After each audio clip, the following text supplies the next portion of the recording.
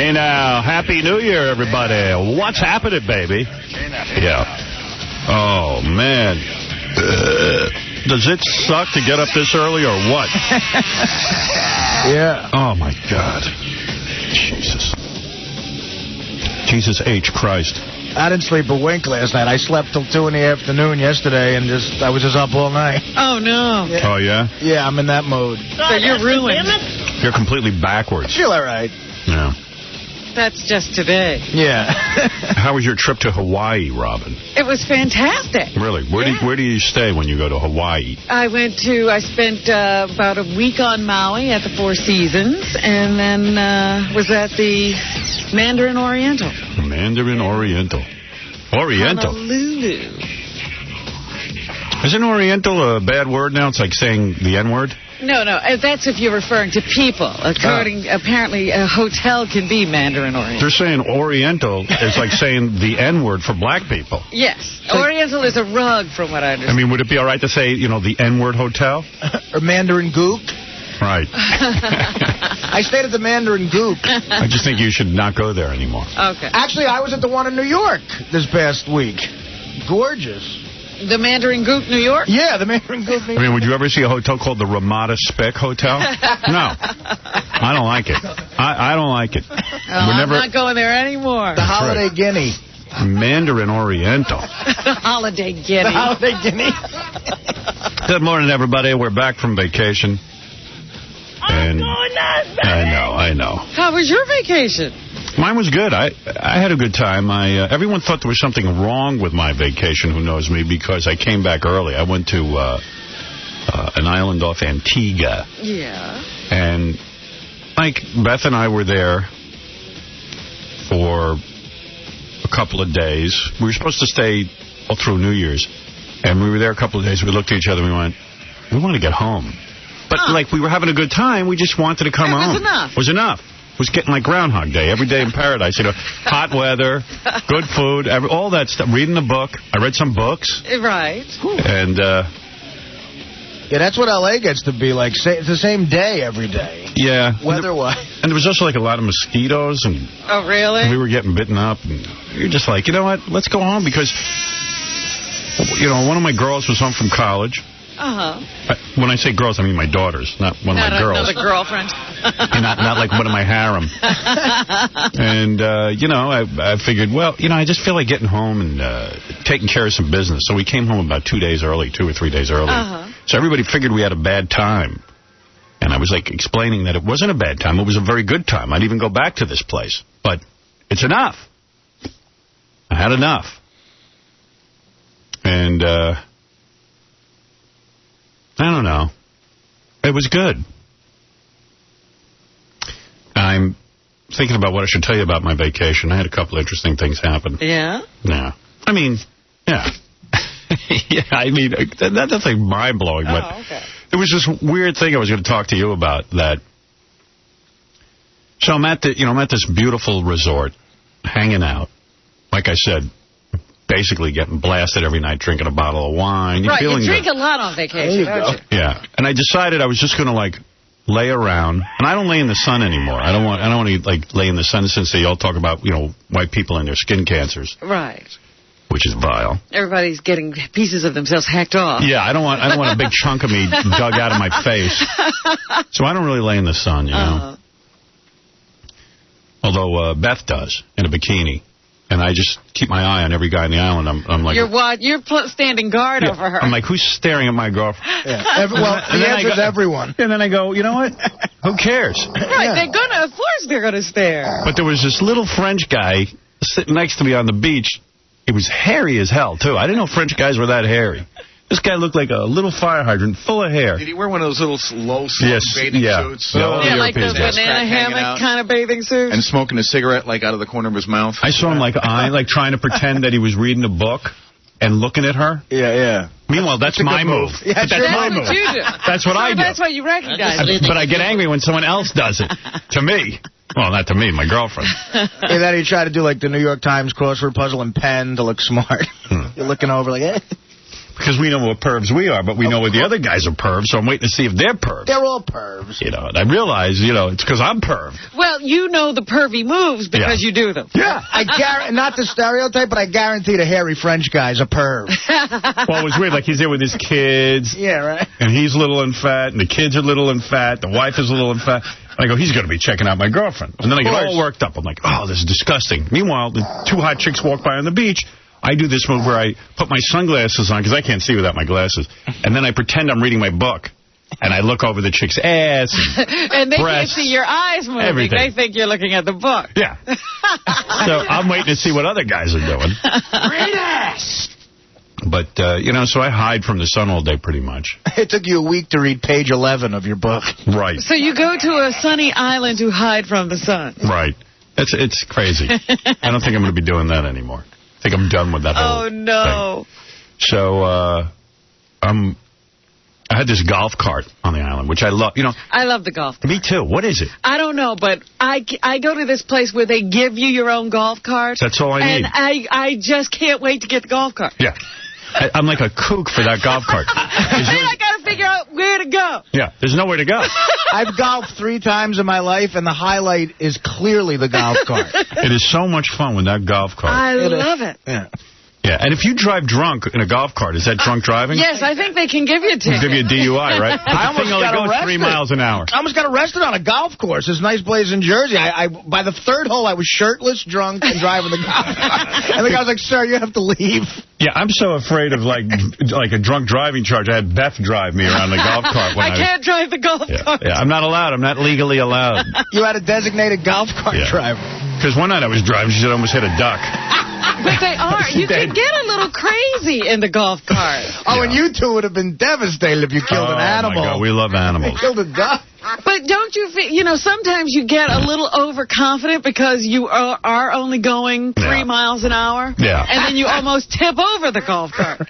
Do you fight with Mr. X as to who can drive the golf cart? Like, no. You just drive it. I drive the golf cart. That's my deal. He drives the car, I drive the golf cart. I drive the golf cart, too. I let Beth drive it once, and I was just like, this isn't going to work out. I have to drive the golf cart. Golf cart is fun. Ridiculous. I got to get one of those. And I love when you back up and you get the beep. Yeah. When I was a longshoreman, they put me in charge of the forklift for like 3 days, and hung over one day, I flipped it. Oh, no. That was the last time I did that. Well, I go to this resort, and I'm paying some good, you know, money and stuff.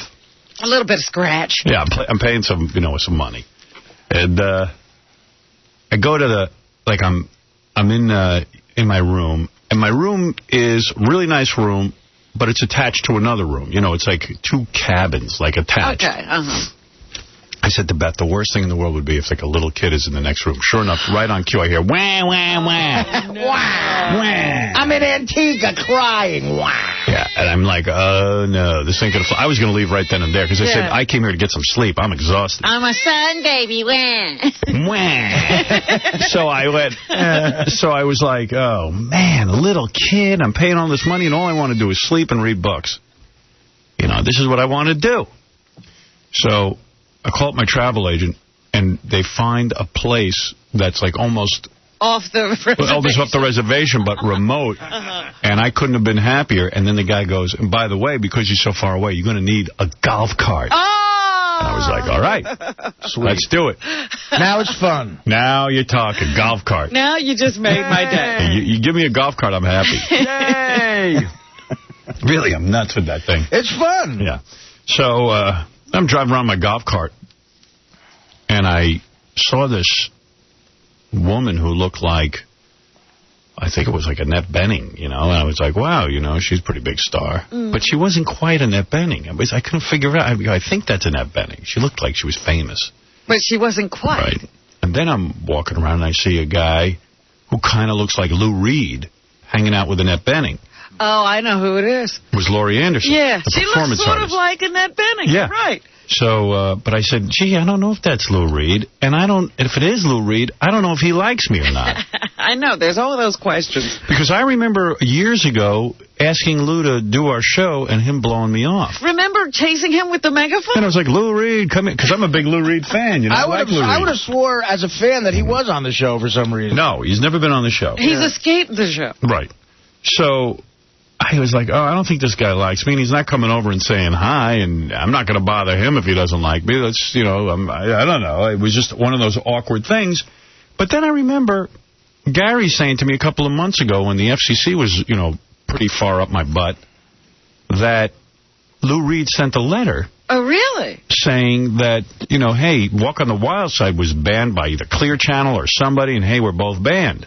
Right, I remember you saying something about that. Yeah, so I was like, I'm not sure if I should say hello to Lou Reed or not say hello to Lou Reed. And then I'm thinking... And do you ever just say, let me take the chance and I'll just deal with it if I'm blown off? Well, I was gonna, and then I just said, you know, I'm on vacation. I'm not supposed to have this agita. And then I said, you know, here's the reality. Just because I'm a famous guy, and he's a famous guy, doesn't mean, just because we're on vacation in the same spot, that we're supposed to talk to each other. But a friend of mine said, well, that's kind of how it works. Famous people talk to other famous people. Right, and you wind up in these places, and that's how you start talking. Yeah, but I said, I'm the kind of famous people that, you know, I don't know. I mean, I'm controversial. Yeah. Even though I don't think I am, I think I'm a... You're okay with you. I'm okay with me. I'm okay knowing me, but I know a lot of people don't see eye to eye with me. Right. For some reason. I'm not even sure what they don't... I think sex. Somehow you rub people the wrong way. See, to me, if there's a guy who should admire you, though, it's Lou Reed. He might, for that matter. But anyway, so we're walking back and forth this entire vacation. Lou Reed's there. I'm sitting next to the guy on the beach. He's in the beach chair 2 feet from me. I'm sitting there reading my book. He's in the water. I'm in the water. Nobody says anything to anyone. Laurie Anderson wasn't friendly. Lou Reed wasn't friendly. I said, well, maybe he just doesn't like me. Or maybe he's a quiet guy and doesn't want to be bothered. Who knows? I don't know. So, and I just went, this is weird, but I'm not going to say it. Now it's getting to the point where it's awkward. Yeah. If you now say something, it's really stupid because it's been so long since you've been seeing each other. And I could tell Beth was getting all freaked out because Laurie Anderson had her dog with her. I guess she takes her dog wherever she goes, even on vacation. Uh-huh. And, like, we were jogging, me and Beth, and all of a sudden we passed by Laurie Anderson and her dog, and Beth goes, oh, look at the dog, real loud, like, oh, look at the dog, I miss my dog, which is the perfect thing for the woman to go, oh. Right, and say something? Yeah. And she didn't? She didn't. But we were jogging. But I said, Beth, that was a bad attempt at trying to make contact. Yeah. She goes, I know. That really was bad. It was bad. I said, I didn't even bother at this point. It's the last day we're there. So it was just one of those weird, like, I would have liked to have said hello to Lou Reed. I respect the guy. Yeah. I think he's a good artist. And I like Walk on the Wild Side, and especially Heroin. You know, that's one of my favorite songs. You've always said, though, that you liked Lou Reed, even during the bad years. Yeah, and Sweet Jane. Sweet Jane. Yeah. You were a huge fan, and we couldn't understand why he would never do the show. And then there was that period where we were in some, big, room where everybody was interviewing stars, and he was there. Yeah. And he wouldn't do the show. Well, I was on the megaphone, and I was going... Lou Reed, come here. Come here and interview with me, the king of all media, Howard Stern. Lou Reed. And he walked out of the room. He walked out. He didn't like it. That was in L.A.? No. No. Here in New York, I think. I think it was in New York. Yeah. So I was like, yeah, what the hell? Well, there are awkward moments. I had several of them on vacation. I was on a plane, and I've actually been at a dinner table with, I think it's Ice-T. Oh, yeah? Yeah. One of the Ices? And his wife, I guess she is. And we were on the plane together, and he has mastered the art of never making eye contact with anybody. So, you're just hoping for, a glance where you can, but that never happens. Yeah. Because every time you look at him, he's looking somewhere else. Well, he doesn't like us, right? I don't know. We sat there and had dinner last year at a function, and we were perfectly fine with each other, but no contact on the plane. Uh-huh.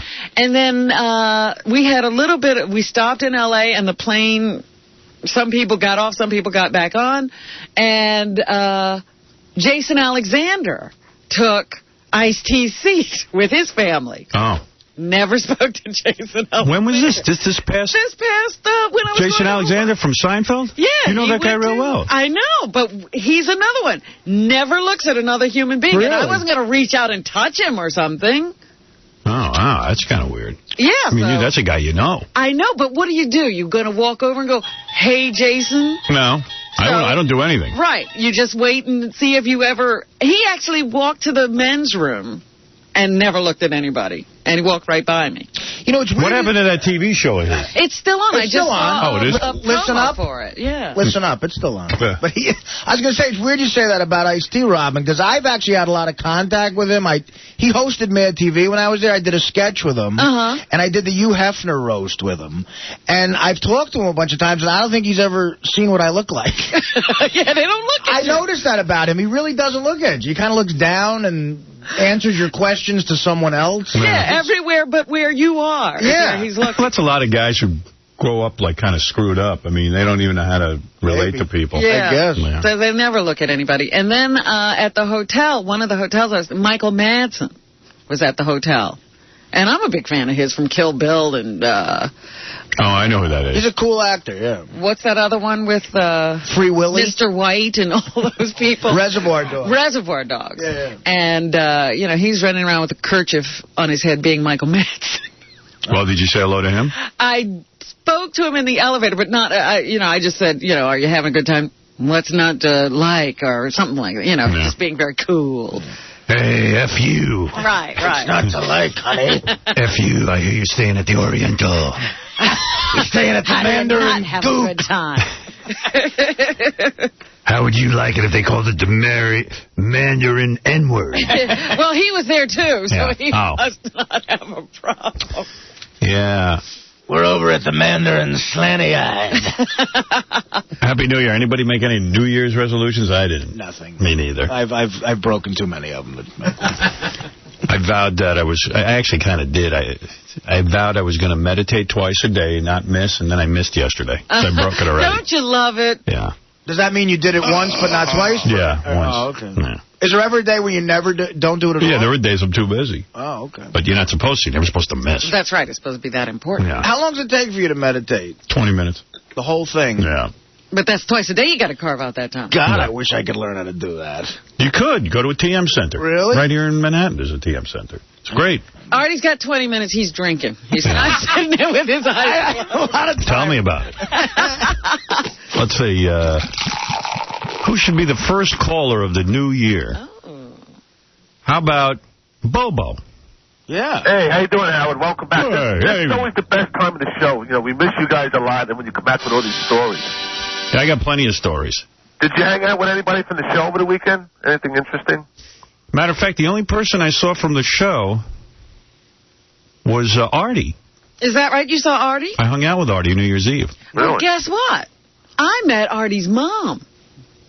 Ooh. Yeah, she was very, I'm jealous. She's very excited to meet Rob. Let me tell you something. I walk into this place. Wow. Where? It was over in Hoboken. Yeah.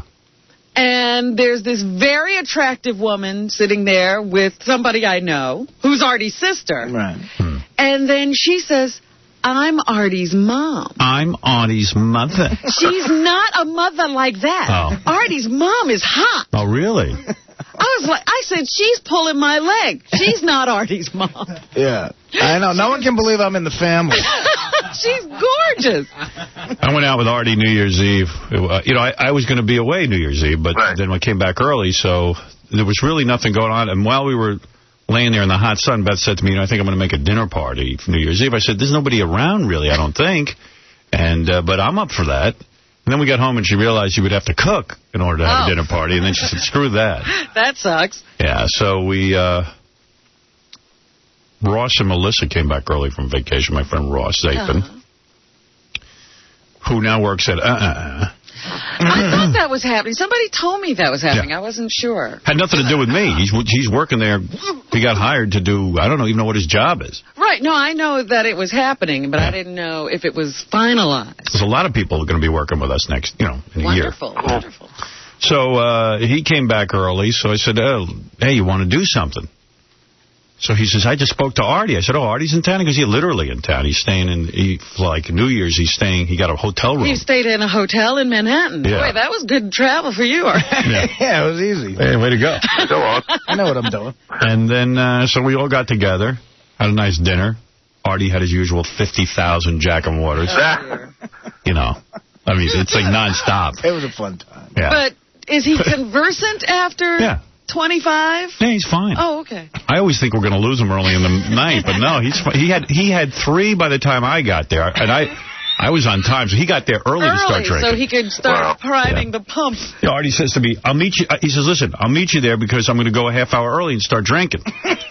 So I was like, New Year's Eve. Yeah. He's got to have a few drinks. So we had an 8:30 reservation at this place called Town. What a great restaurant. Great restaurant. Oh, my God. And who took us at the last minute, thank God, because where the hell did he get a New Year's reservation? I was over at Nobu, and I got in at the last minute. Yeah, because you know guys there. That's why you got in. The normal person doesn't get in. I know. You got to be kidding me. Oh, you were around New Year's? Yeah. Oh, well, you could have joined us. We didn't know. I didn't know anybody else was around. Yeah. So then we, I don't know. We got there already. Already had 3 drinks. It was Jack and water. Didn't pass out? No. It wasn't like that. No. What a great place, though, man. Jeez. I had veal tongue. I ate. Veal tongue? I was eating like a pig all vacation. Excellent. He says, I got to order this veal tongue. I go, that tongue lived inside a little lamb. Yeah, it can taste you back. Yeah. And next time I see a veal, I'm going to French kiss it because it tastes good. The next morning, Beth and I were like, Artie ate veal tongue. He's gross. Oh, man, that sounds gross. It does. It really does sound gross. It was real tender and fatty. It was great. He ate it. Fantastic. I can't even imagine. I won't eat tongue. Veal tongue. And great desserts. Yeah. Had like a nice fish or something. Yeah. You know. Yeah. I ate a real kick-ass restaurant here in Manhattan, if you're looking for a good one. Where? And I had delicious turtle anus. You ate turtle anus? Turtle ass. Yeah. Turtle ass? I had turtle ass. Turtle ass soup? It was so good. After Artie had that veal tongue, I said, there's got to be some turtle anus in this stinking town. Like the ass of a turtle. Would you eat the ass of a turtle? It was so tender and fatty. If they said to you it was on the menu, turtle anus, would you say... Let me say something. This is one of those places where, like, it's a gourmet type thing. I figured it could probably taste great, and it did. Right. So if the turtle anus was on the menu at a gourmet restaurant... I think I'd give it a shot. As long as the turtle was a chick. Hey, Howard, where'd you get the lovely Beth for Christmas? I got her, I did good this year. Yeah? I got her earrings. Man, she was wearing some stunning earrings. Those were the earrings I got her. Earrings? I got her earrings. You know, chicks immediately, like, Dana's eyes went right. Like, did she notice it? As soon as you guys walked in, look at her earrings. I what?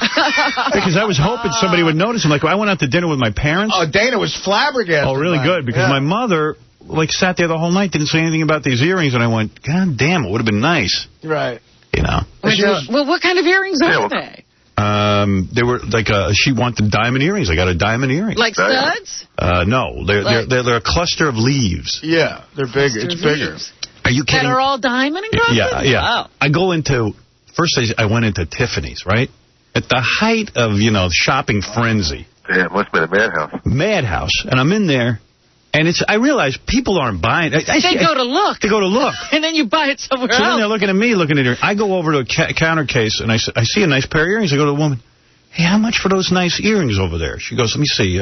She goes, oh, these are $5,000. I go, $5,000. Jesus Christ. She goes, no.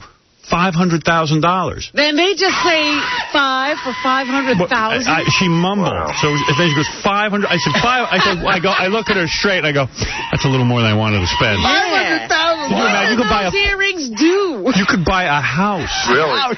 Several houses. Several homes in Florida. What do they do that's so special? I don't know. $500,000. They better give me oral. You could buy Sri Lanka at this point. So I left. Wow.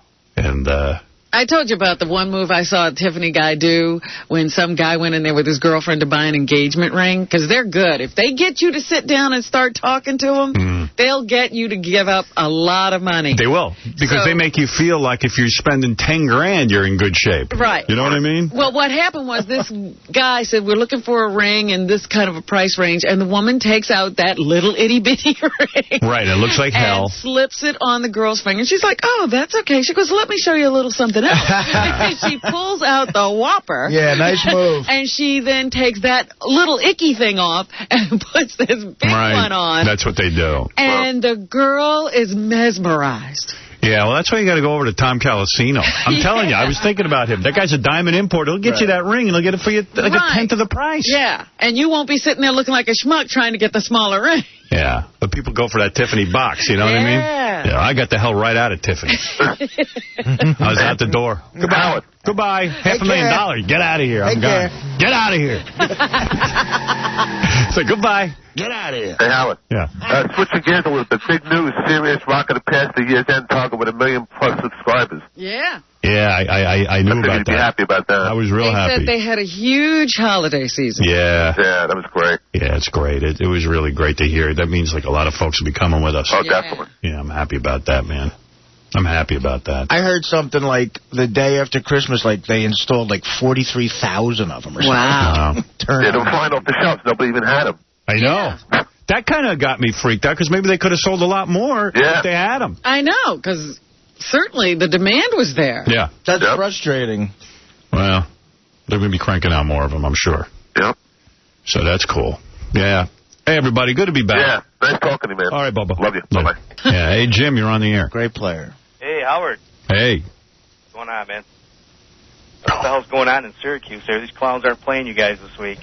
What? Yeah. There's a whole bunch of shenanigans going on, and I thought Syracuse was back in. Now they're out. You know what's weird? This is Fareed's stations that are doing this. I'll talk about it. Let me take a break, and then I'll talk about it. Yeah, the news from Syracuse is crazy. Yeah, all those markets, Harrisburg, too. Well, they're trying to upset me in some way. I'm not even sure why this is going on and why Fareed is up to this, but I've got to explain to them, it doesn't upset me. I don't care. Right. Do what you have to do. Hurting your listeners. You don't even know. He sent me a bill for $200,000 saying, you owe us $200,000 for mentioning Sirius Radio. What? And I said, well, good luck collecting that. I said, you got a delay button. Anything you don't want on the air, hit it. Oh, my how does he figure you owe him money? They're doing everything they can to try to upset me. And I said to them, you're not upsetting. I don't know why you're taking this on, Fareed. What is your beef with me? What have I done to you? I'm leaving in a year. You know. Yeah, they're punishing. That's what they're punishing the listeners. That's awful. You're not punishing me. They're hurting themselves. I mean, we're not going to listen to their station anymore. Well, yeah, that's what you'll be angry at their station. I said, what are you doing? Why out of all the people that employ me, have you taken this hostility to me? You know me. What have I done to you? I've said to you, I've given you a year's notice, telling you I'm leaving in a year. Why are you taking this so personally? Forget Fareed's a weird cat. What's happened in the last year. Yeah. Think of everything you've done for him over the years. Yeah, I mean, I've made him a millionaire, basically. And maybe that's why. Maybe he's angry. I would love to interview him and say, what is it you think you're doing to me that's going to upset me? What, you're pulling me off the air? Then they did a stunt where they replaced us with Opie and Anthony while we were, like their best of show. And I go, why would I care? You can replace me with whatever you want. Yeah, that's what they're playing right now. Doesn't even come close. Yeah, I mean, I go, why would that even offend me? The only people you're going to offend is a bunch of church-going people who are upset about how they got pulled off the air. I said, this doesn't get to me. I don't care. I don't care. I don't even know why you're involved with me like this. Santa Claus brought me for Christmas, so good. I'm all hooked up. Yeah, and I mean, and as far as Sirius goes, I go, that's a huge story in my life. I've always talked about what's going on with me, and if you're uncomfortable with it, I've certainly curbed the amount of conversation about it. And whenever there's a mention of it, hit the delay button. Yeah, I thought that's what they were doing anyway. Yeah, because you just said it twice in the last minute. Are you getting a bigger bill now? I don't know. I don't care. Well, I'm not on the air there. Yeah, we're not there yet. Howard, got to go, man. I just wanted to let you know what was going on up here. All right, bro. I would love to know how they calculated the $200,000. Like with the, I don't know. It didn't. I didn't. To tell you the truth, I didn't even see the letter. I just laughed. I go, it's like Fareed's a weird dude. Did you know he was so weird? Yeah. You did? Oh. God damn. He's a nice guy, when you're not doing business, but when it comes to business, he can be very tough. Tough to what end? What is he proving? Yeah, why would he be hurt? This is an exercise in hurting his own business. I have to think he's trying to be Mel and trying to figure out what would Mel do. And you want to pull me off the air, fine. But just pull me off the air. Stop all the shenanigans and trying to hurt me and cutting the show off at 10 o'clock and then them putting it up. I mean, I don't even know what he's doing. It just seems like insanity to me. And I don't care if you want to take me off the air and put on someone else. Hey, go for it. It's your station. I'm leaving. But I'm sure this is an effort, like, not to pay me or something, you know. I don't know. I don't know what his goal is. He has a contract with me, and he clearly violated it, if that's what he's done. I don't even know what he's done. To tell you the truth, I was on vacation, and I started getting phone calls that we were on in a bunch of markets, and I went, you know what, I'll deal with it when I get back. I don't even know what's going on. You know. Yeah, are they even allowed to do that? That sounds, No, they're not allowed to do it, but evidently all the rules are out now. Yeah, it seems that the only people who can violate a contract is you. Yeah. Everybody else can do whatever they want, no matter what the contract is. I make these contracts, they're ironclad, people sign them, and then and everyone disregards them, you know, and it's like cuckoo. But if you do something, you're violating your contract. Oh, I've gotten 20 letters from them telling them I violated my contract. I go, I'm showing up on the air every day, I'm doing my show till... how have I violated my contract? We don't know exactly, but we're sure you have. We'll figure something out. We'll figure something out, don't worry. We'll trump up something against you. But Fareed really is kind of a weirdo. The point is, he could, for a year, continue to make the kind of money he's made. Yeah. And somehow he doesn't want that. Yeah, they can't be making as much money now, can they? No. I mean, I don't know. I don't know what they're doing. I mean, do whatever you want. I just don't know why the viciousness and the attacks. I don't care. And the thinking that it's getting to you. That's the strangest thing. Gee, you really hurt me. I mean, who cares? They think I give a crap about Opie and Anthony. Yeah. Or Mancow or any of these guys. I don't care. Mancow. Put them all on. And, you know, I just don't put them all on. I mean, I've seen what they can do. Every time someone says Mancow, I laugh. I know. Oh, well, he's in the newspaper today. He's angling to try to get my job by saying that his theory is, well, not his theory, he knows that I'm not talented enough to maintain a career in radio without the filth. Oh, that's what he's figured out? Yeah. This guy gets fined by the FCC and has completely copied my entire career. He sounds like a genius. And has tried to transform himself into some kind of a political... Right. Commentator. Has tried to syndicate into all the markets that I'm on and failed. It was great. He tried to syndicate like you, and I think he started in 20 markets. The biggest one, I think, after Chicago was San Francisco. And after a year, it was Chicago and Kansas City. That was what was left. Yeah. And I think, you know, that's not a real good resume for being my replacement. Right. You'd have to maybe get higher than a 3 share. You know, I mean, and it's like funny to me. And then Fareed thinks he's going to put, like, Opie and Anthony on. I'm going to get all upset about it, and that's going to make me somehow twist in the wind. And I don't care. I honestly don't care. I'm going to a whole other world. I'm bringing my audience with me or not. I don't know. Absolutely. You made this decision because it was uncomfortable being here. You don't care what they do. I don't. I don't know. I don't know why he's chosen to, like, crusade and, like, come after me with this like, hatchet. My feeling is I'm going to a whole different medium. Right. I believe it's the medium of the future. I think his reaction proves that. Yeah. I think these guys, people are panicking. I think these guys are scared. But think about it. AM radio will always have a place because it'll turn into local weather and local sports and local news. And traffic. Right. Traffic. Yeah. When people eventually have a choice between 0 commercials and 100 commercials, they're going to go to 0. And I know that. I'm not saying it's going to happen tomorrow. It's going to happen someday. Now, but there's already reactions. I mean, satellite is still nowhere in the universe. And there's already articles coming out that terrestrial radio is going to lower the number of commercials. Good. So that's good. But they don't have to do it yet. So I've made this determination. People are reacting to it in the business like... I am God, and I have decided how radio is going to be in the future. You have already conquered. It's like, I mean, I haven't even done anything yet. And people are freaking out and jumping out of buildings. They're throwing me off the air. They don't know what to do. And I got to find it somewhat comical.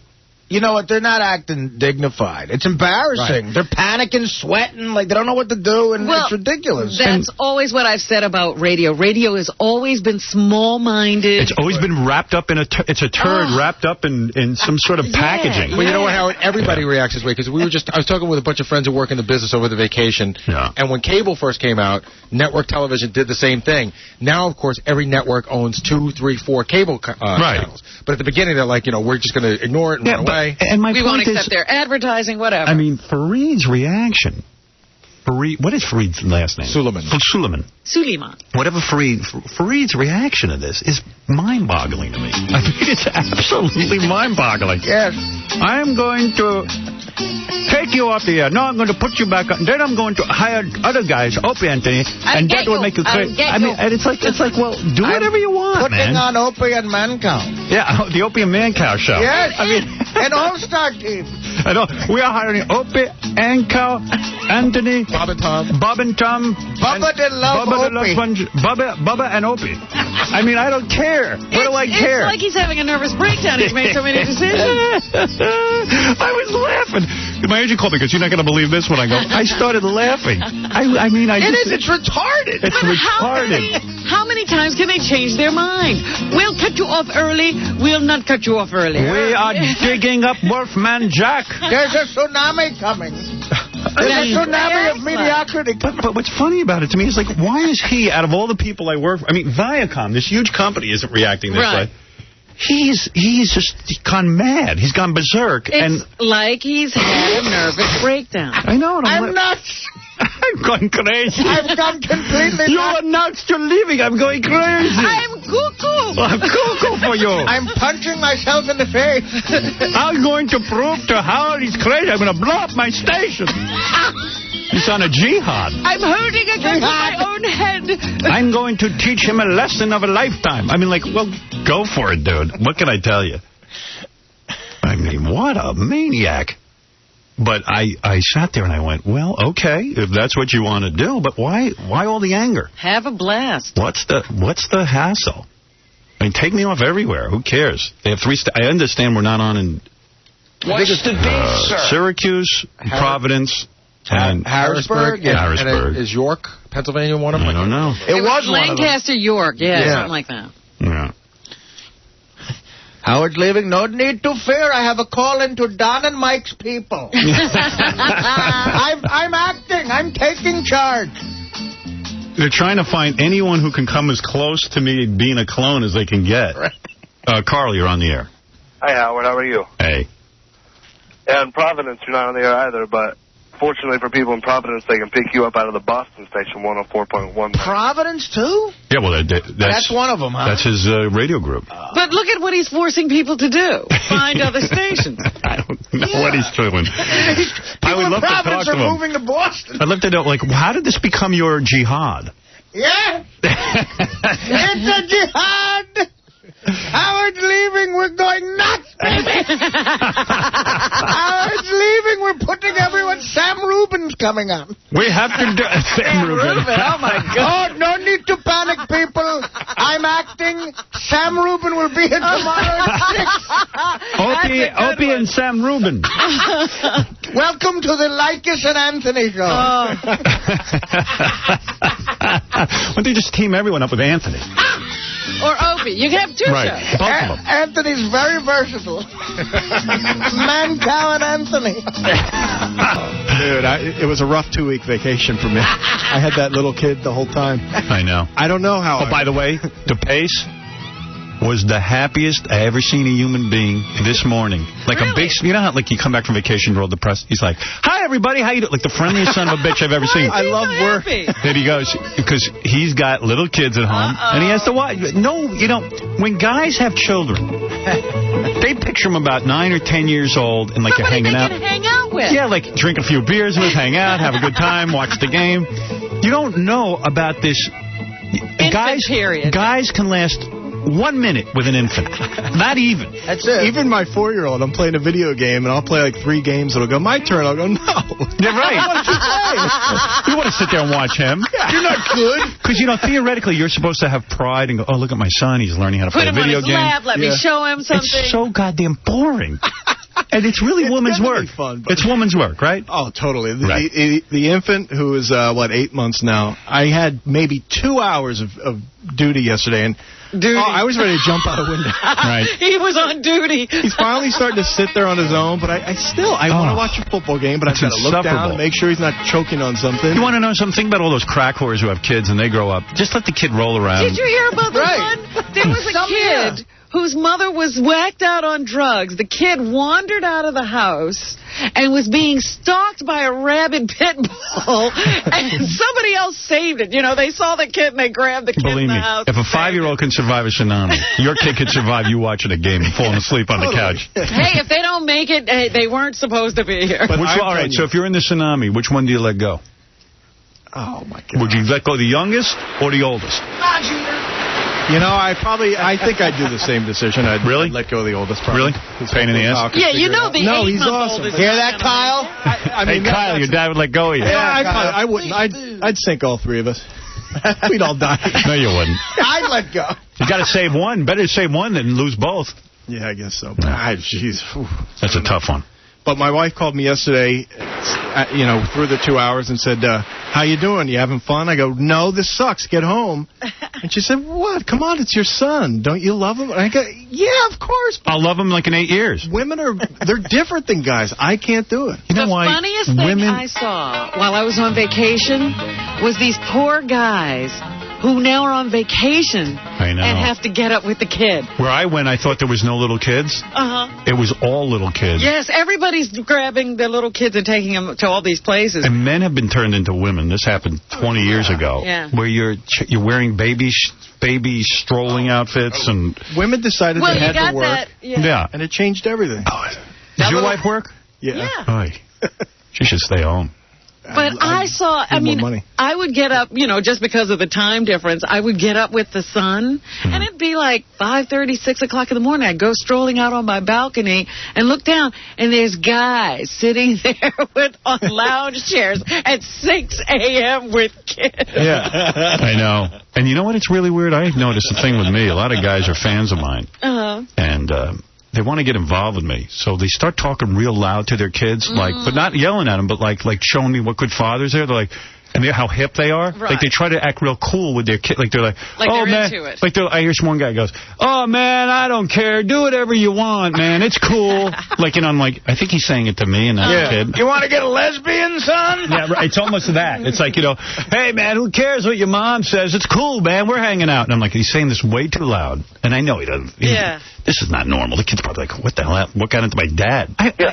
My whole plan for this last year, because even Tom said to me, do you want to go to Vegas this year? I said, well, I would have, but some people at the company are treating me kind of dicky. I would have made you a bunch of dough over in Vegas. And I said, why don't we go do a bunch of farewell shows and stuff? But I don't know. I don't know. I mean, it's live from the Hard Rock, it's Earl. I don't know. The whole thing's just gone screwy. I'm going to meet with Joel Hollander, I think, in a week or so. Is that right? Because I know we had left it up in the air what kind of things we'd be doing before we left. I just want to announce to everyone in radio, there's really nothing you can do to, A, change my decision. It's done. And B, I'm not doing this to hurt anyone. I'm doing this for the fact that, as Les Moonves even said to me, he goes, you had nothing left to do. The FCC's not even letting you do your show. By the way, did you realize Moonves married Chin? Yeah, Julie Chen. He could. Yeah, that's a big mistake, by the way. I wish I had talked to him. He's embarrassing himself. Guys who get divorced and get married the next day. Yeah, he couldn't get that divorce fast enough. Unless Julie's hot. Don't get me wrong, man. She's way hot. But you know what? Don't be in such a rush. There's plenty of hot chicks. You're the head of CBS. Yeah. CBS. CBS. I mean, it's like, there's no rush to put... And meanwhile, did you see that thing in the paper? Yes. She's going to be Julie Chen, except on her credit card, she's Julie Moonves. Oh, we know where this is going. To put the Moonves. Yeah. Guess who gets to pay all her bills because she's a hot chick? Oh, she knows. Hey, guess what's lucky for me? I get to pay all her bills, but she doesn't want to be on TV. Right, she's not Julie Chen on TV. Yeah. Hey, Aaron, I got to run, man. I got to go check and see what Earl's up to. All right, later. I'm thinking of changing my credit card to Howard Moonves. Yeah, why don't we all get on there? But I couldn't believe it. They got married. Yeah. Les is the head of CBS. Good programming guy. Got a divorce from the wife. Wife was kind of hot, too. Wife felt real burned by the divorce. You know how it goes. She's a real good Hollywood wife, Nancy Moonves. She did all the party circuit. So now she's all embarrassed because Les took up with a really hot chick, this Chinese chick. Yeah, Les came to New York to run CBS, and that was the last. He got a Mandarin Oriental.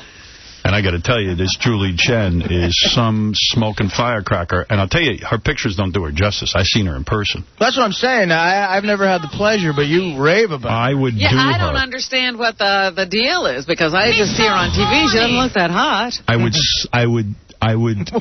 can tell you in a year what I would do to her.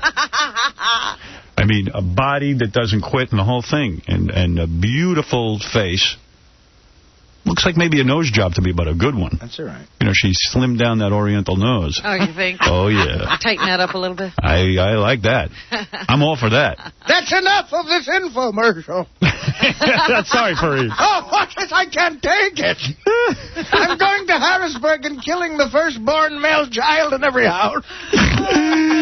Fareed, you have to calm down about me leaving. Yes. Enough with this infomercial. He's talking about Julie Chen. She used to look like Jackie Chan. Oh, man. Oh, guess who's on the phone? Cabby. Oh, wow. Cab. I got to yell at him. What's going on with him? Cabby. Hello?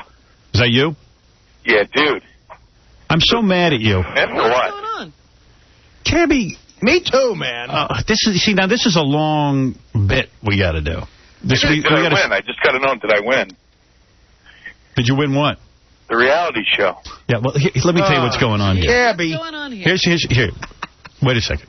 Cabby. Cabby's calling. Listen, I brought myself to the mental hospital. Do I win? He's at the mental hospital. He's calling us from the hospital. Yeah, he's in a mental hospital right now. I'm actually standing outside it because I'm waiting for a bed.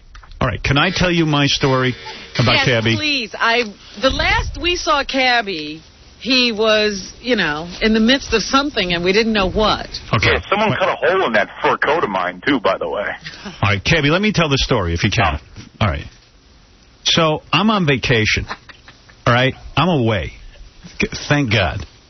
Every morning I wake up, there's at least 3 to 4 phone messages from Cabby. It wasn't 3 to 4 a day. I'll play every one of them. That's an exaggeration. I'm going to... Dude. All right. I'm exaggerating. But I got them on tape. I saved them. And it's clogging up my whole... Every time... And they're crazy messages. They're like... Oh, he doesn't even talk? No. It's like... And then he starts telling me, you're taping me, and guess what, dude? You might be brilliant, but you don't have my permission. And like all these weird... And he's going to chop up the walls, and he's going to find the cameras and all this kind of stuff. He's still in his apartment. End up chopping a few of the walls up. Yeah. So I'm sitting there going, you know what? Okay. Cabby's in serious tax trouble. He's getting sentenced on the 14th. So you think this is a ploy to get... Well, wait a second. Well, Gary put this thought in my head that this is like one big ploy of Cabby's. Yeah, and Gary's a dick because now other people are saying that, like saying that I'm not whatever, dude. Cabby's the only guy I know who gets mad when people say he's not mental. I'm mental. My dad thinks Wildfire is a real person. It's a computer voice. Yeah, right? Yeah. My dad will go, like, it'll go, my thing will go, hi, this is Wildfire. Please leave a message for Howard. And I'll go, hello, this is Mr. Stern. How are you? I'm Howard's father. Oh, no. Yeah, and I'm like, He's having a whole conversation. I mean, when he was working for Mel, he was in charge of the paychecks. And I got a paycheck in the mail for $1 million. Really? I got a check for $1 million. Now, how much time is it supposed to you're cover? talking about 10 years? Oh, like a week. A week or two. Okay. Right. I got a check for $1 million. That's nice. And my agent called. He goes, you just got a check for $1 million. I go, you're kidding me. But I do. He goes, obviously, Fareed made a mistake. I said, well, you call him and tell him. And I said, and I'll never breathe a word of this to Mel or anything. You tell him it's, obviously an accounting error. And I could have cashed it. They wouldn't have known the difference. Wow. But I'm like a super honest guy. I would never, ever take money I didn't earn. Right. Even though it was tempting. I mean, wouldn't want $1 million. They might have caught $1 million. Yeah, I don't know. Because he's the guy in charge of looking over this stuff. He was a comptroller. I mean, he has to square his books at some point. Yeah, and it was like really weird. And it's just weird that he has this weird hostile reaction to me because I was the guy who, said, please call him and tell him I understand anyone could make an accounting error, and I don't think it would be wise. Right. It's sad. Mel knew this. And he should keep that in mind. Yeah, and I have always been nice to the guy, and we're doing business together. I don't know why he's so perturbed that in a year from now I'm leaving radio. I don't understand what it... I understand if he called me up and he said, listen, We have to sort of create a new morning show, and, you know, in 6 months from now, could you see your way to perhaps letting us out of this contract, right, and we could start a new morning show or something like that? Then I understand, and, you know, and I'm sure something could be worked out. But I don't know why it's carrying on. I mean, first taking the show off at 10 o'clock, and then, you know, and then you got a guy on in Rhode Island named, what's the guy's name? I think Earl. Earl. And I was just like, well, I don't know why you're pulling the show off. I mean, is it to teach me a lesson? Because if it is, it's kind of not working. You're not getting it done. I just find it somewhat actually invigorating that someone would care that much that I'm going to... All I've announced is that I'm leaving in a year to take another job. And it's not even in broadcast radio. It's on something that has 1 million listeners. And this is America. You're allowed to do that. You're allowed to change jobs. And I don't know why... I said, Fareed left this company. Fareed left this company. I didn't go on a tirade about him. I mean, I didn't even care. So long. I'm leaving. All right. What do you... When Fareed left the company, should I have bashed him for it? Right. Yes. Howard, this is Fareed. Good to talk to you. Did you by any chance get a check for $1 million? Yeah, I mean, I was only nothing but nice to this guy. And I mean, it's just weird. I think I made a slight mistake. I mean, I haven't even put on the air the details of his horribly messy divorce. Oh, I didn't even know about that. I mean, is this a recent occurrence? I don't know. I don't want to say. I don't even know. Hey, now. Maybe everything's fine. What do I know? I didn't actually know anything about it. I was going to say, I always thought of him as a happy family man. Maybe he is. I don't know. I'm hoping there's going to be one.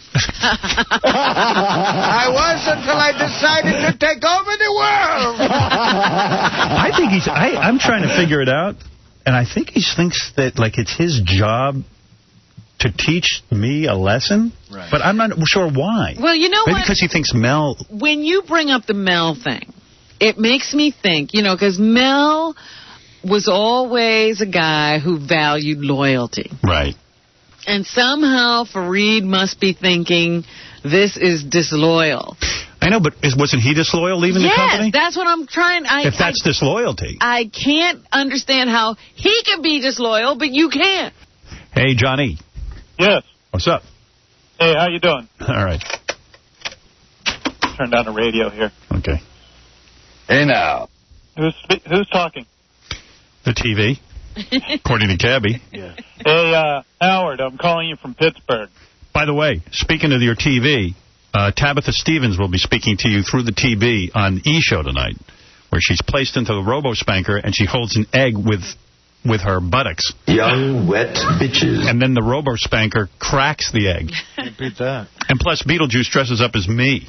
He's in full mask and he makes his debut impersonating me tonight only on E! It's very bizarre. I thought I was talking to Howard. Yes, go ahead, you are. Well, I was taping the Jay Leno show, New Year's Eve, and with everything you guys have been talking about, nothing's mentioned about, you know, what happened during Motley Crue's performance. Now, I know that they... The audience fell asleep? How is it they're all pretending that Motley Crue getting back together again is a big deal? How's that a big deal? It's not. Someone said Vince Neil looks really disturbing. Well, he got that makeover. You know, that show is on VH1 now, where they take him, it's a reality show, and they put him through some things to remake him and try to relaunch his career. Yeah, I heard he dyed his hair brown. His face now looks like the Joker. Right. Well, did you see the performance? No. Well, Vince Neil blurted out the F word, and I got it on tape, and it was live, and I thought, well, Jay Leno's show is pre-recorded. I'm here on the East, and I know he records early in L.A., Oh, yeah. Hey, I got that on tape, too, but how come the FCC ain't doing anything? Right. That's what I'm wondering. I'm wondering, too. I'm wondering if the TV set's talking to Cabby again. I'm wondering what else will happen in 2005. Oh, it's crazy that they start off the year this way, and, you know, with the FCC cracking down on you and everybody else, and, you know, with the fiasco that happened at the Super Bowl last year, now this thing with Motley Crue, and they're back together, and I thought it was crazy. Which fiasco? New England winning, or? Yeah, that's a fiasco. What's up? Chris. Oops. Hold on a second. Hey, Chris. Hi. What's going on? Hey. Hey, I'm going to be in Vegas this weekend. Michael Powell is going to be speaking at one of the conferences. I'm calling to see if you wanted me to do anything or say anything to him. Yeah, ask him how come he doesn't find the Tonight Show for the F word. Want me to tape it? There was a cool article I read. Yeah, tape it. There was a cool article I read. First of all, what the hell is Michael Powell, the head of the FCC, doing in Vegas yet again? You know, the year can't even get... And then we'll blackmail him with it. Yeah. Now that would be doing something. Swallow? Rob a bank with Michael Powell and tape record it. Yeah, you say you really want to do something for the show. Then we can have him thrown in jail. I was thinking of calling you live from Vegas while he gives the speech. All right. Put me on a speakerphone, and you guys could ask him questions. Okay, I would like that. Okay. Hold on, I'll line that up with you. Okay. Because that'll work. Hold on. I'll try it. Now, we've tried to set up these things many, many times on our own. This guy will actually make it work. Make this guy an associate producer, Gary. Yeah, Michael Powell, I was reading this cool article about how he was this big failure at the FCC that even his big push was to get all the radio stations to be under big ownership. You know, like he was for all of them, you know, for the mergers? Yeah. And even everyone in Congress was against him. Republicans, Democrats, everyone. Everyone was against him. He was a big loser. And he was one of these guys, too, that was for free speech. He was like, government shouldn't regulate what's on the radio. He was one of these free market guys. Right. So all of a sudden, when things got really hairy, he aligned himself with this fining everyone after Janet Jackson. And everyone was on his side. The Democrats, the Republicans. All of a sudden, he was popular. And he did a complete reversal because he wants to be the popular kid. He can't even stand up for his own convictions. I actually read 2 books. I read Bob Dylan's new book. Oh, yeah? How was Chronicles. that? I thought it was pretty good. You were telling me a little bit about that. I was a little disappointed, though. I read it. I recommend it, but it's... Why are you disappointed? Okay. Okay. Well, like, when Bob Dylan was, before he became famous, his hero was Woody Guthrie. So he comes to New York and he says, yeah, man, I went over to visit Woody in the hospital. He's visiting Woody Guthrie, who was a big star at that time, I guess, and a folk star, folk artist. And he's in the hospital with Woody Guthrie. Now, you think he'd say how you came to get in the hospital. Right, yeah.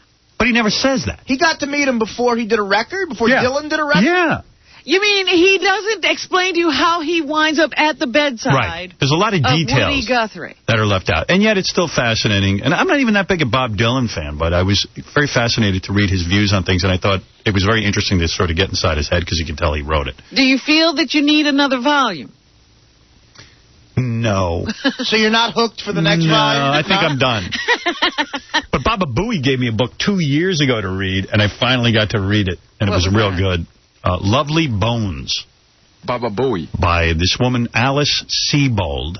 And it's a real cool story about this 14-year-old chick who gets murdered by a serial rapist. Uh-huh. And she's talking from heaven. Oh. I'm watching it. It was pretty good. It was a pretty good book, man. Is that a real? It's a fictional book, of course. Yeah, I guess it's not a true story. Well, you know what's weird? Yes, it is. Is it, Kevin? It's true.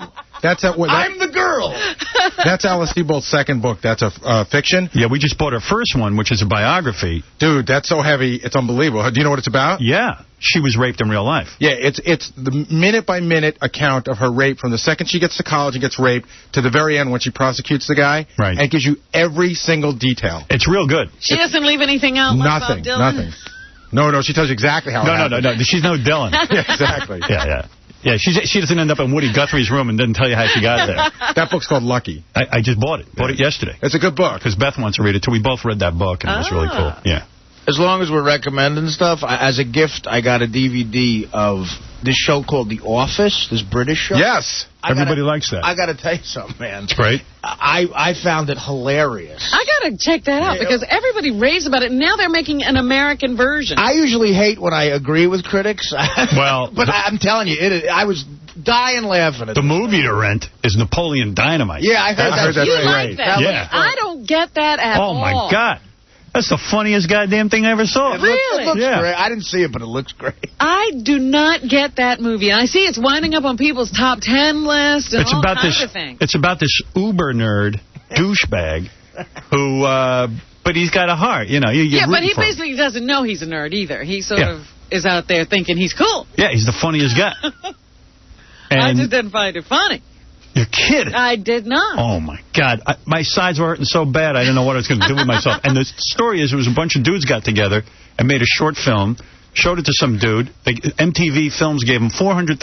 Now things are going to make like $100 million. Oh, yeah, it's been in the theaters for about a year, I guess. You know who recommended that movie? I haven't seen it yet, but who's friends with the guys that did it? Our old intern, Nick. That's it. You know Nick? Yeah, I know Nick. Nick that did the Jessica Simpson special? Yeah. Is that sort of like him before he got famous? No. Well, you know who recommended it to me?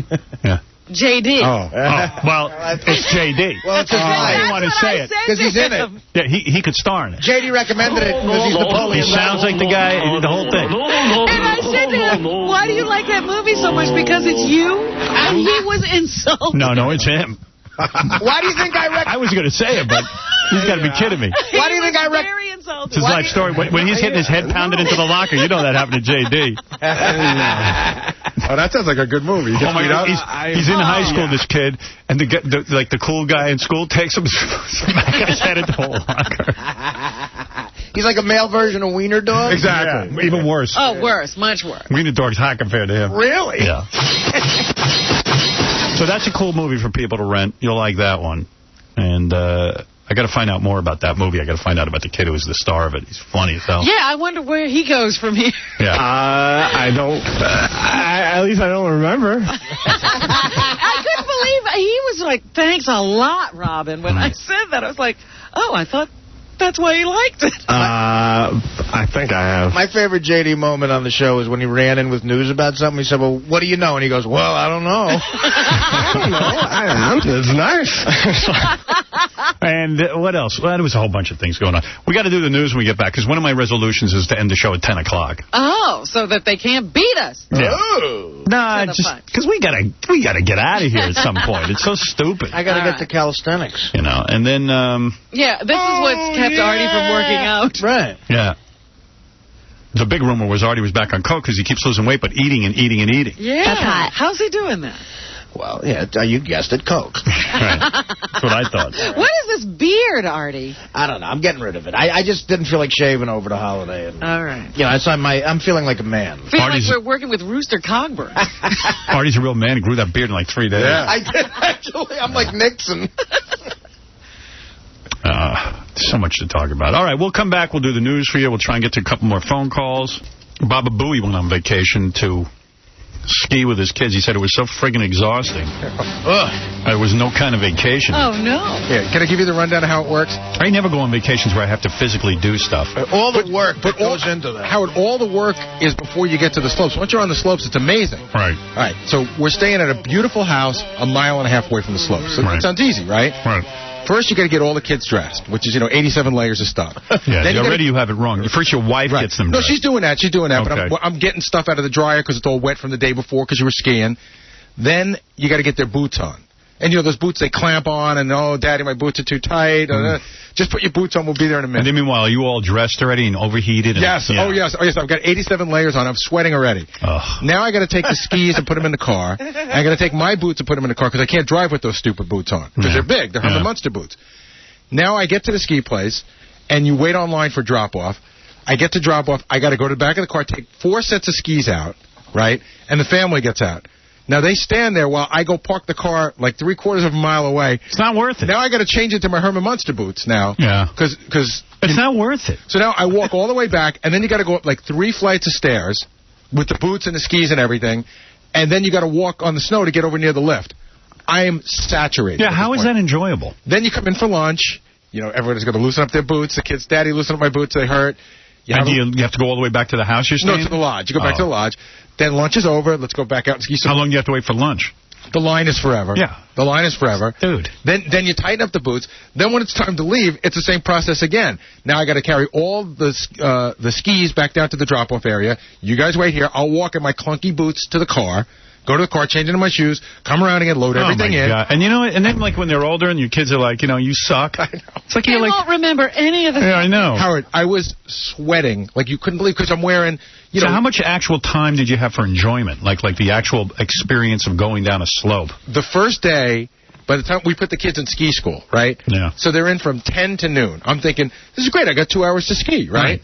By the time you get the kids in and get your own crap together, and get on the line. I think we got on the mountain at 5 after 11. We had time for one run. And then it was go back. Oh, and that's why, and that's why there's a lot of accidents on the slopes. You're so anxious to finally get to that goddamn slope. You're willing to. Probably your boots aren't on right. You know what I mean? I just think, let me get down this goddamn hill so I can get back up again. Right. So you're wind up breaking your ankle. Yeah. That's why Sonny Bono skied into a tree. Next vacation. Didn't he have young kids? Yes. Yeah. Next vacation, why don't you just build a deck? Exactly. Right. Yeah. Why don't you just come to work? It's less work. It's less work. But I did work, and I did that 4 days in a row. Oh. You know what I mean? And then at night you put. Does it get any easier?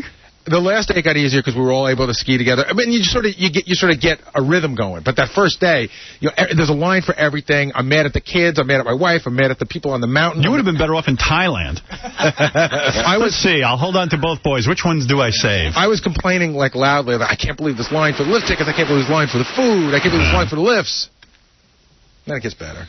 I actually had a good time. Now, Talk about, you said you had a celebrity spotting. Oh, yeah. So I went to the Jet game when they played New England, which was the last game of the season, and the Jets got pummeled. Yeah. But doesn't matter. They're in the playoffs. I ended up in a box with... you keep losing and be in the playoffs. That's right. They lose well. You know what? If they win, I'll be upset. They don't deserve to win. And so will everybody else. Yeah, well, yesterday was the last game of the season. So I was up in one of the boxes at Giant Stadium, and Marissa Tomei was there. She brought her dad and her mom and I guess her brother and stuff. She's pretty cute, man. But that was one of those weird things, too, where I can't remember what we said about Marissa Tomei. Yeah. So it was a room of like 20 people, and I wasn't about to go introduce myself to her. Because you don't know whether she's going to smack you or say you're great. I don't want to say, hey, Gary, I work at Howard Stern Show, because I can't remember what we said about her. Right. Then there's I know what we said about her. There's a whole weird thing where I don't know whether she knows I'm the guy from the show, and then everyone's asking me about satellite radio, when are you going, and I know she can hear, but we never spoke to each other. Yeah, that's best. Well, what did we say about her? Well, I mean, I can remember everything. First of all, Ron Zimmerman is in love with her because he saw her when he was hiking, and he was talking about how her ass was talking to him, and I said she wasn't that hot, and that, quite frankly, as an actress, most of her roles are all the same, even though she won an Academy Award that... my cousin Vinny... Well, unfortunately, they're not all the same. Right. The ones that aren't. Yeah. I've seen her in person. Nice ass. Yeah, she's cute, Howard. Yeah, I'm sure she is. You don't get to be in a movie if you're not cute. Although things can go horribly wrong. And then Joe Namath came to the box for a little while? But I never said anything really that negative about her. But I don't remember. You know, who remembers? Why take that chance? Well, that's what happened with me on vacation. I saw Lou Reed. I wasn't sure if the guy liked me or not, so I shut my mouth. Then Joe Namath comes up to the box, and all I can think of is us playing that clip over and over again. I want to kiss you, where he's drunk. Everybody played that. I know. I don't care if the team is struggling. Became Russian. I don't care. I just want to kiss you. I want to kiss you. Yeah, he became Boris Badenoff. Poor Broadway Joe. I want to kiss you. But you know what? I got to tell you. He became that dog. Yeah. He was the Pepe Le Pew. What was that dog's name? Triumph. Triumph the insult dog. Oh, Triumph. I want to kiss you. For me to poop on. But I have to say, Howard, he said, I read an interview, after he saw that thing that he did on TV, he decided to go get cleaned up. He thought he was drinking too much. And he looks great. Yeah. He looks really good. What he did on TV wasn't that bad. He got drunk and tried to make out with a cute chick. Wow. Yeah. That can't happen. I guess he's normal. Yeah, that's wrong. Now that's become wrong. You can't have a drink and be heterosexual on television anymore. He didn't touch her. He just told her she was hot. Hey, he was asking. That's all. Just tried the French kiss. Hey, if he was Leonardo DiCaprio, she would have gone to bed with him. You're right. Exactly. It's just he's an old, broken-down Joe Namath. Or if it was 1965. Right.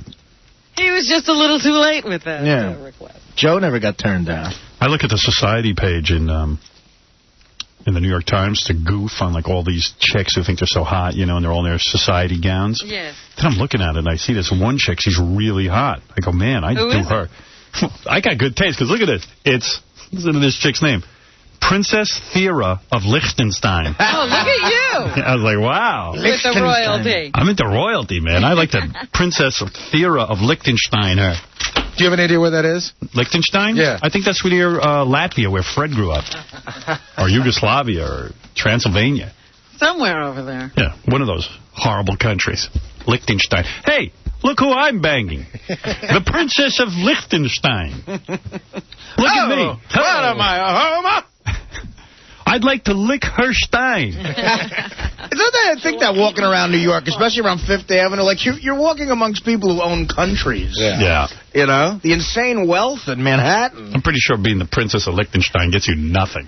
Yeah. Princess Thera. Well, you could marry royalty, you know, because you are royal.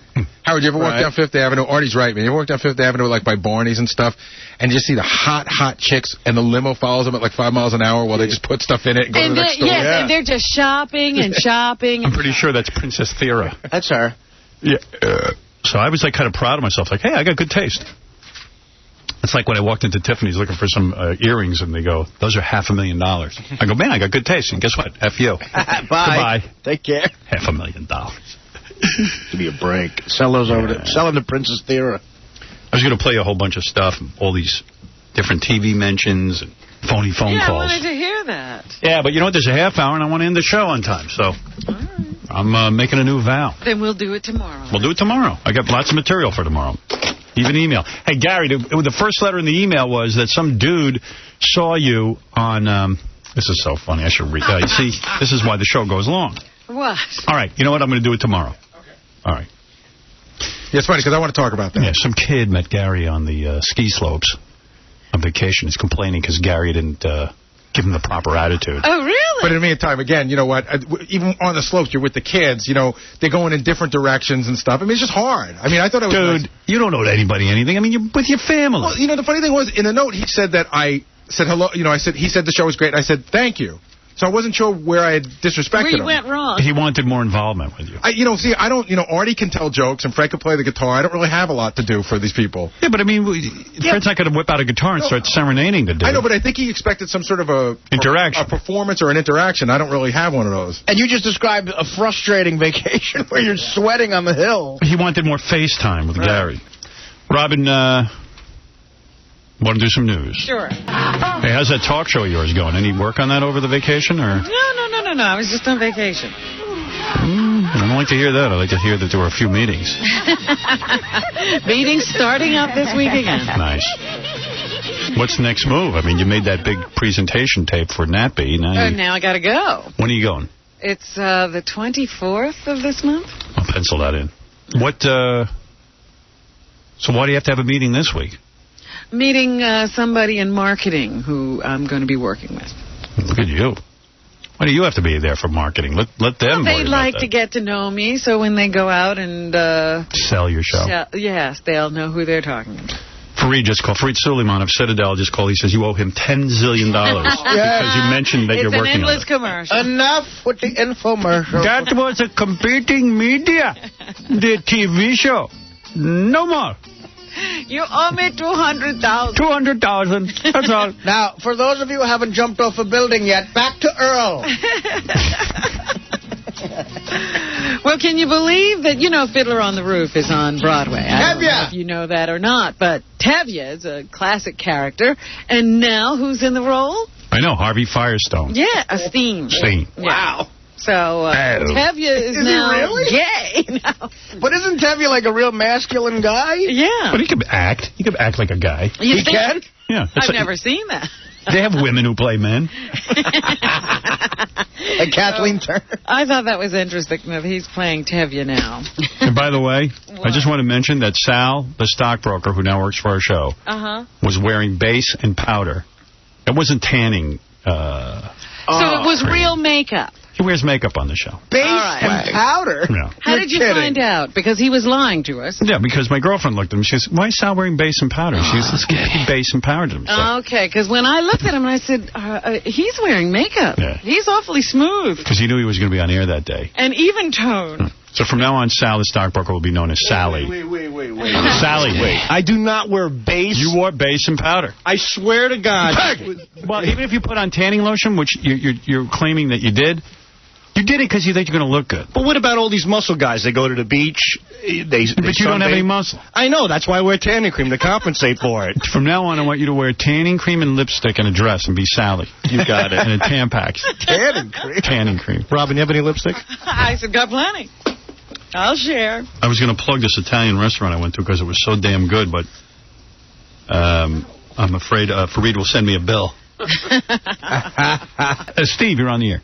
Yeah, what's going on, Howard? Hey, man. What's up, Marty? What's up, Steve? What's going on? Hey, Howard, I woke up this morning, bro. They took you off the radio down here in Rhode Island. Yeah, we heard. That's my man Fareed Suleiman, who I I know, personally. Yeah, that sucks, bro. Yeah, he's teaching me a lesson by taking us off the air, but I'm not sure what the lesson is. I think he's teaching you the lesson, but every week he comes up with new stuff to teach me a lesson, and it doesn't work. Because he may put us back on to teach us a lesson. Yeah, I called up the radio channel. They said it's still something broadcasting. They own 200. Yeah, they said they own 250 channels. They said they took you off. They said they got a letter, though. They said it might just be for this week. They don't know. Yeah, this is our way. It could change on a dime. This is our way of saying to the listeners, we hate your guts. Yeah, right. Hey, Zolar, you're on the air. Yeah, dude, man. Sal is a freak. I mean, he doesn't only wear makeup just for the show, for E. I was at a comedy show. You know, I go to all of their comedy shows. Right. I walk into the bathroom. He's putting cover-up on his face. He's got a little fag bag full of makeup, and he's making faces in the mirror, trying to see which is his best face in case somebody takes a picture of him. Oh. You know what? I knew it because I knew he was putting base and makeup on. I think his face looks a little too smooth. Do you realize when I taped my DVD, seconds before I went on stage, I was sleeping on my jacket? Zolar. Yeah. You put makeup on for gigs? Artie, do I ever carry a bag to gigs? I've never seen it. I got it done, but I don't know. It's Zolar. The guy's a blatant liar who left his wife and kids. Second. There's no validity here. He's got a little leather carrying case. It's like a little fag bag. He's in the bathroom. I walked in, and he's putting cover-up on his nose and under his eyes. Zolar, I believe you. Not only that, but he's got lip moisturizer. Maybelline. It's fantastic. He's got lip moisturizer and everything. No, I don't have lip moisturizer. I have very, very moisturized lips already. Just ask your wife. All right, thank you. Hey, listen, Howard. Yes, Doug. I'm going to the AVN Awards. I want to be like a correspondent and do like an interview with the girls down there. Is that okay? No, it's not. Zolar, you're out of your mind. We're not sanctioning that. Go to the AVN website. Andrea's hosting a sex with her. No, I did not have sex with her. Yeah, she wouldn't have sex with him. Well, that's why. Different. All right, thank you. I didn't have sex with her. Check out the AVN website. Thank you, Zolar. What is it, Doug? You know, Sal is also another big sissy with tickling. I don't want to get into a whole sound thing. I know, like a freaking schoolgirl. Not just like, haha, but like screaming like... Why are you tickling Sal? I wasn't tickling him. I witnessed it. I couldn't believe what I was saying. Stop hijacking my show. Get out of here. I'm a genius. Makeup story. The #1 movie at the box office for the second weekend in a row was Meet the Fockers. People tell me that's funny. It's okay. It's not... I don't know what people are talking about. They're saying it was better than the first one. The first one wasn't all that great. My 11-year-old told me it was good. It was okay. I think they like the word Fokker. Yeah, and there are two things that are funny about the movie. When people make fun of the name Fokker. Right. Hot. And there's a couple of animal jokes in the movie. The animals are funnier than any of the humans in it. I think Phuket is funny. Yeah, Meet the Phuket. I'm working on a script called Meet the Phuket. That'll be a hit. It is not in theaters right now. But as a result of its 2-weekend take at the box office... They are now the richest people in the world. It's already over the $100 million mark, I think. I'm taking it out of the theaters. The Merchant of Venice is now in... I can't wait not to see that. Oh, good. You know what I'm doing Where can I see that? You know what I'm doing every day for the rest of my life? Not seeing Avoiding it. It's really good. No, I haven't seen it, but Al Pacino's in it. Oh, I like him. We got a moron here. He was good in Serpico. He plays Shylock. You fairy. And he talks about the speech, hath not a Jew's eyes. I don't care about Merchant of Venice. That's the story of the Shylock, who's a Jew, moneylender. He's a moneylender, yeah. And the big nose. Wants a pound of flesh if you can't pay back your loan. Well, that should help the situation over in Israel pretty good. Well, here's a scene where Portia... Portia? Yeah, she's the girl who's involved with the man who can't pay back the loan, questions Shylock with his demand for a pound of flesh. You know what? Either play Scarface or a mobster. Right. Nothing else. He can't be Shylock? No. The Crazy Fruit and Dog Day Afternoon. Right. That was good. That was good. It was awesome.